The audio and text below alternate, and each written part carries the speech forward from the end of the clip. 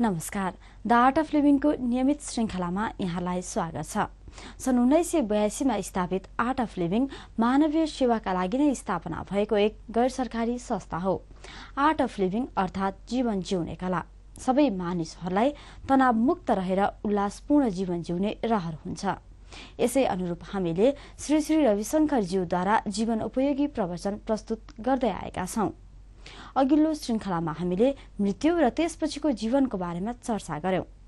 आज पनि यसै विषयलाई निरन्तरता दिनेछौं।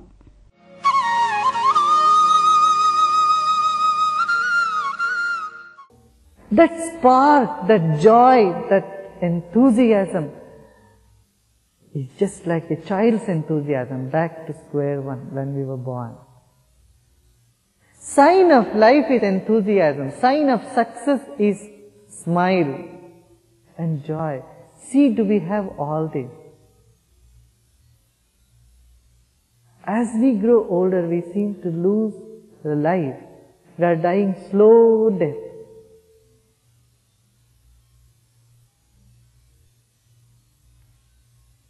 No enthusiasm at all, dull, completely dead. And more intellectual person becomes, the more dry get caught up in the head, the less one starts feeling. The feeling is almost dead. Computers can also give information. The feeling is what makes one human, isn't it? So 10 days when someone dies, is to be totally in that void and meditate. You can meditate. Meditation happens automatically. And so 11th day you start celebrating. No more crying, no more tears.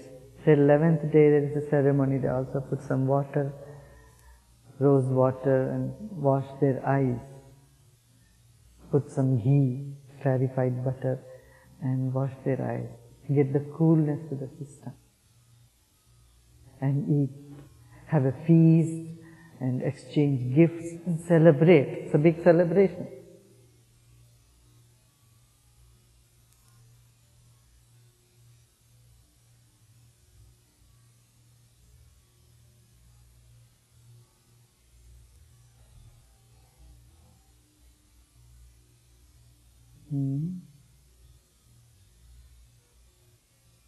And same thing when someone is born, a new child has come in a house, then also 10 days they are free from all social obligation. Be totally in that joy. Almost similar functions are there. On the 10th day after that birth, new coming in the home, there is celebration.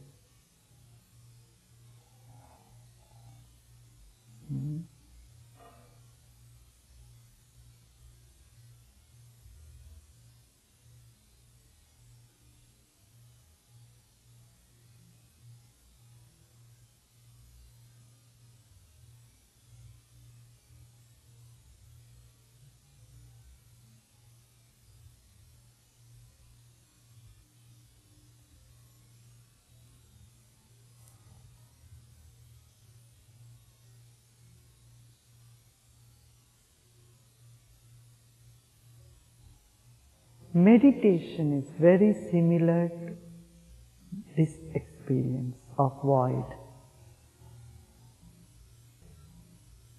Meditation, you realize you are not just the body, but you are more than the body. That annihilates the fear of death.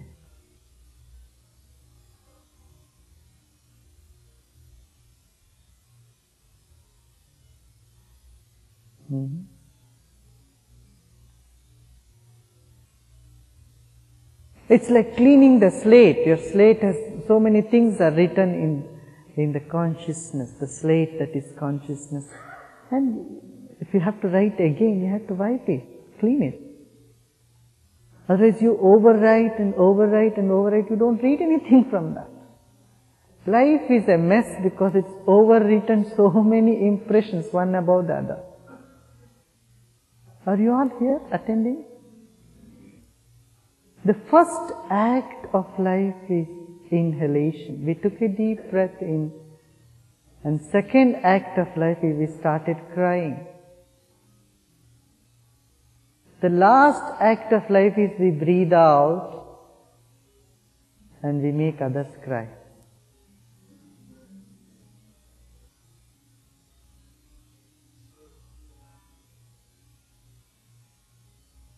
Attending to the breath, a lot of secrets about your life will be revealed to you.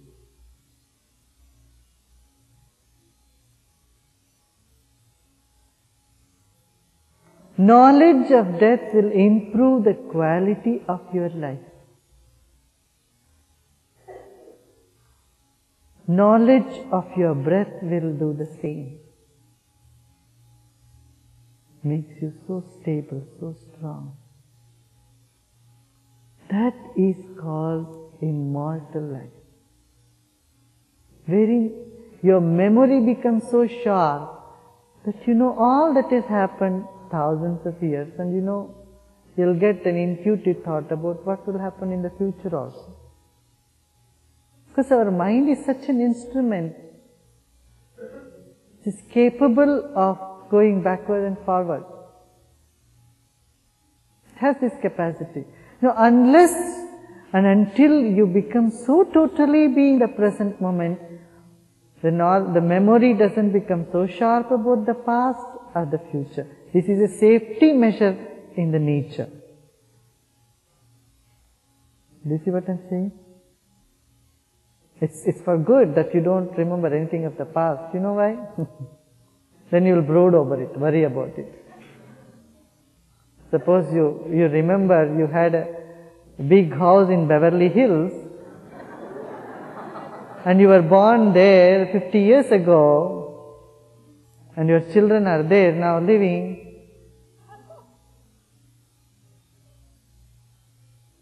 You will brood over it. Oh, look at that, I made all that money. The whole life I didn't do anything but making money. But someone else is enjoying all that.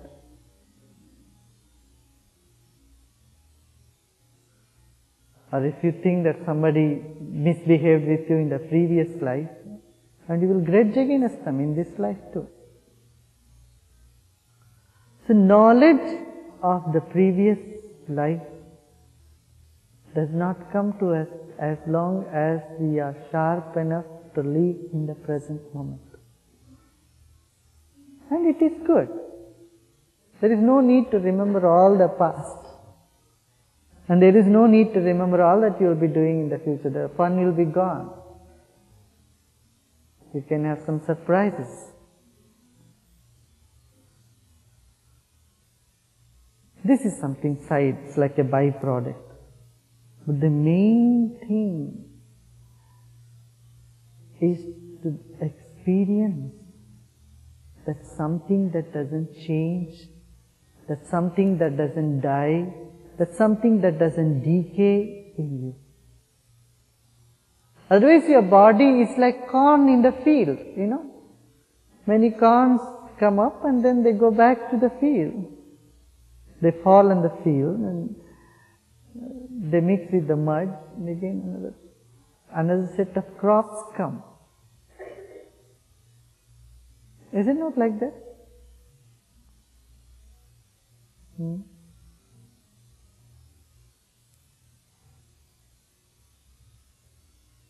All that we did in a life, they just come to us as a flash at the last moment.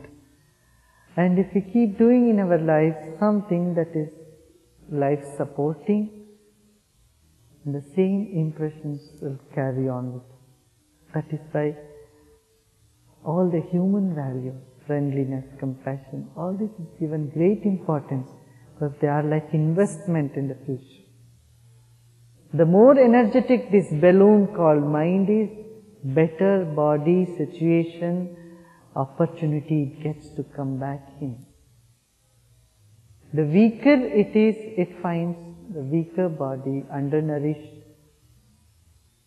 and in violent environment. Why some people are born in a very violent environment? why some people are born in a comfortable environment, just indicates the impressions one carried on from the past. It has to do something with it. Not only that, there are several factors. But there is a hope for every soul, for every human being to live unconditional love. That is why human body is so precious. Because in this body you have the ability to erase all the unwanted negative impressions.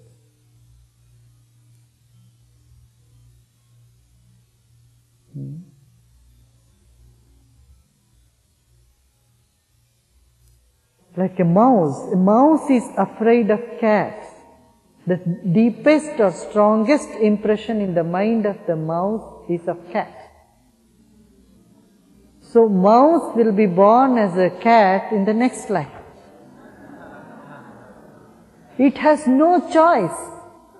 A mouse cannot choose to be born as a rabbit. It's not afraid of rabbits.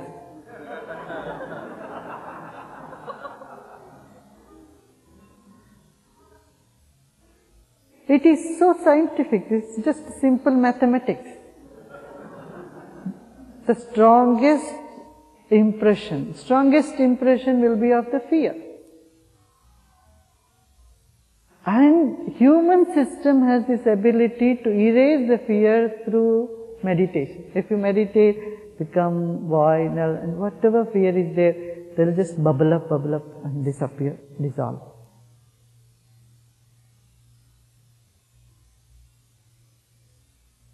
It's a common belief in India, if you have a human birth, at least maintain the human birth. If you don't want to reach or higher, never mind, but at least hope to be born human again. So do something good. It's a common saying, common understanding. The last impression or the strongest impressions in the mind. And you don't know when the last moment comes. When the last moment comes, you cannot have a new impression. Whatever is the oldest and strongest will pop in. That's why even in Gita, Krishna said, look Arjuna, you don't know, you never know when the last moment comes. So don't wait for the last moment. All the time, keep me in your mind. And meditate. Yes. To make that as the strongest impression. And then he promises, I tell you, you will never shed tears of sorrow. This is a promise. If at all you shed tears, it will be of gratitude, of love and of joy.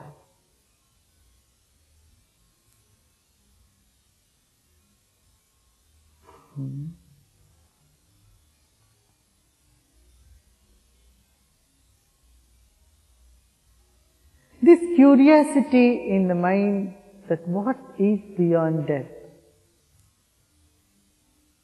continues. If we have not understood what is life, after death we would like to know what is life. Oh, I lived the whole life, I did not even feel it, experience. Let me go back to find out what life is. So it's like catch-22. In life you are curious about death, in death you are curious about life. It continues. Shame.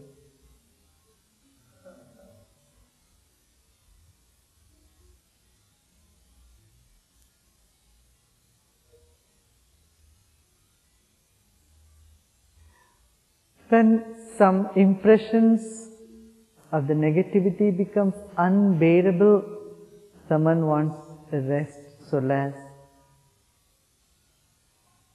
So they commit suicide. It's so unfortunate because they have no knowledge of meditation. Someone knows the knowledge of meditation or what the breath can do to them, how breath can remove all that emotional stresses and the fear and anxiety from them, they would not commit suicide. It is just like saying, oh, I am feeling very cold, and taking off all your jackets and coats. When you are shivering with the coat on, will you be warm when you remove all the clothes? This is the foolish act. What do you call them? Foolish? That's exactly what people do who commit suicide. You know, they regret very much afterwards what they did wrong. Oh, missed a good opportunity. And there is this practice, no? When someone dies or someone is dying, it's in all religion that one sits and prays or does some prayer, sends some good vibration thought. Right? Memorial. What is it? Memorial ceremony? Service. Memorial service. This is common in, I think, all religions. Maybe in Jewish also tradition, but every tradition. There is some truth to it, you know. When you meditate or when you pray, when you are in the space of vastness, calmness and love, you emit certain vibrations. And these vibrations are not limited to you or your environment, it also touches all those minds or the balloons or souls which are outside your physical, you know, reality.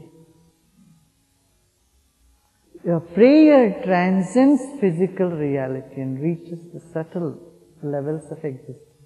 That's right. Prayer means not just sitting and saying so many words, but being in that serene, calm space, meditative state.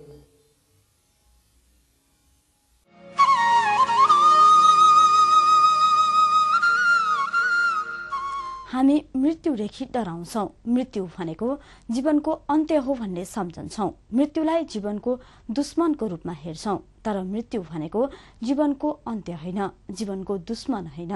मृत्यु भनेको त नयाँपन हो। कोही मान्छे जन्मन्छ भने उसको मृत्यु निश्चित छ। प्रकृतिले नै हामीलाई मृत्युका अनेक अनुभवहरू दिइरहेको छ। निन्द्रा, ध्यान भनेको पनि छोटो समयको मृत्युवरण नै हो। ध्यानले हामीमा शान्तिपूर्ण भाव पैदा गर्दछ। मृत्यु भनेको हाम्रो विगतलाई बिर्सेर नयाँपनको सुरुवात गर्नुपर्ने हो। ध्यानले सम्बन्धित व्यक्तिलाई मात्र नभई उसको आगामी पुस्तालाई समेत ज्ञान र शान्तिका तरंगहरू पैदा गर्दछ। त्यसैले हामी मृत्युदेखि डराउने होइन, मृत्युलाई जीवनको अन्त्य नसम्झौं। मृत्युबाटै नयाँपनको पनि सुरुवात हुन्छ। आजको लागि मृत्यु र त्यसपछिको जीवनको बारेमा यति नै। आगामी श्रृंखलामा पनि यसै विषयमा श्री श्री रविशंकरजीको प्रवचनलाई निरन्तरता दिनेछौं। आजको लागि बिदा दिनुहोस्। नमस्ते।